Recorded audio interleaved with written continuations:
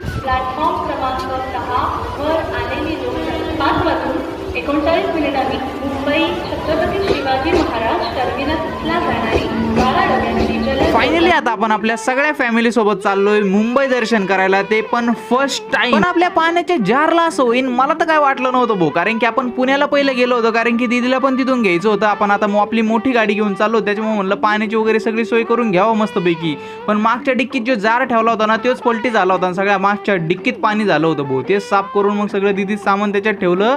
दीदीचं पण ट्रान्सफर झालंय, त्याच्यामुळे ती कॉलेज दाखवत होती, तर इथून तिच्या कॉलेज म्हणून डायरेक्ट IPLच दिसते भाऊ. कशाला तिकीट घ्यायचं, कशाला मोबाईलवर बघायची, डायरेक्ट लाईव्ह टेलिकास्टच आहे. पण काय सांगू भाऊ, ते पुण्याच्या जेव्हा आम्ही आत शिरलो, जेव्हा आम्हाला ट्रॅफिक लागलंय, 3 तास आम्ही ट्रॅफिक मध्ये अडकलो होतो. जसं तसं निघलो भाऊ, रस्त्याला लागलो. पण त्याच्यानंतर असे रोड यायला लागले मीच बघितले नव्हते कधी. नुसत्या टनलवर टनल करीत करीत आम्ही आलो भाऊ दीदीच्या नवीन रूमवर. मग नंतर आम्ही बसलो लोकल मध्ये. आता प्रज्ञेशच्या चेहऱ्यावर तुम्ही आनंद बघू शकतात, कारण की प्रज्ञेश फर्स्ट टाइम रेल्वेमध्ये बसला, फर्स्ट टाइमच तो मुंबईला चालला होता. आणि बघता बघता आलो भाऊ आम्ही छत्रपती शिवाजी महाराज टर्मिनल्सला. आता तिथं गेल्या गेल्या बघतोय तर मरणाच्या ट्रेन, पण पंखे पण इतके जबरदस्त होते, म्हणलं एखादा आपल्या पत्र्यात लावलं तर आपल्याला काय गरमायचं.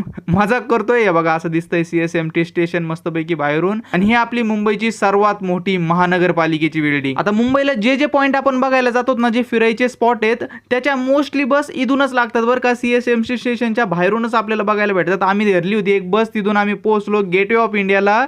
लहानपणी बघितलं होतं, आता शिक बघतोय, काय मोठं आहे भो जबरदस्त. आणि त्याच्याच बॅक साईडला आपल्याला बघायला भेटतं बोटी. आता सगळ्यांची इच्छा झाली होती बरं का बोटमध्ये बसायची, पण आम्हाला काय माहिती होते भो आमच्यासोबत असं पण होईल. जेव्हा आम्ही बोटमध्ये बसलो, जेव्हा ती बोट थोडी पुढे गेली, डुलायला लागली भो, आमचं धड काळीच. म्हणलं आता काय नाही इथं. पण जेव्हा हे पक्षी आम्हाला बघायला भेटले तेव्हा थोडं मन विचलित झालं. आता खरा स्टंट आहे ना इथं, बोटवर चढायचं आणि उतरायचं जे बरं का.